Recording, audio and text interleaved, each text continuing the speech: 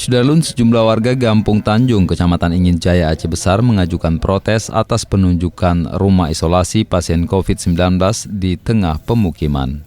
Amatan serambinews.com, sejumlah kaum laki-laki dan perempuan berkumpul di dekat rumah yang dijadikan tempat isolasi. Rumah 2 lantai itu berada dalam kompleks perumahan Tanjung Indah, Bulog, Gampung Tanjung. Salah satu warga, Tuti, mengatakan pihaknya memprotes pemerintah Kabupaten Aceh Besar karena menempatkan rumah isolasi di tengah pemukiman. Apalagi rumah isolasi itu berada di dekat rumahnya. Menurut Tuti, pasien yang diisolasi semuanya laki-laki. Yang membuat warga resah karena pasien tersebut bebas keluar masuk rumah pada malam hari untuk beli jajanan. Bahkan mereka keluar tanpa memakai masker. Tuti menyampaikan penempatan rumah karantina di lokasi itu dilakukan tanpa sosialisasi dan persetujuan masyarakat Gampung Tanjung.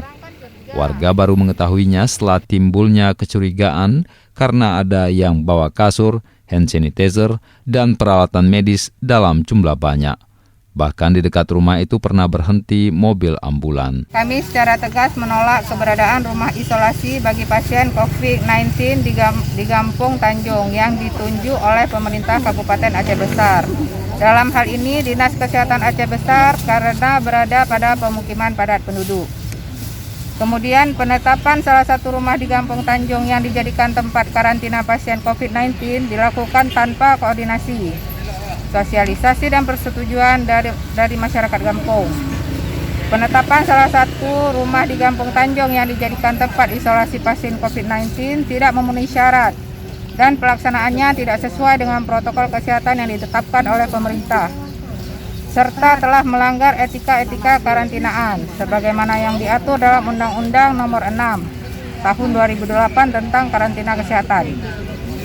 Mendesak Bupati Aceh Besar dan seluruh perangkat SKPK, khususnya Dinas Kesehatan Aceh Besar, untuk bertanggung jawab jika suatu saat akibat penempatan pasien COVID-19 menimbulkan dampak negatif bagi masyarakat yang berada di Gampung Tanjung secara umum.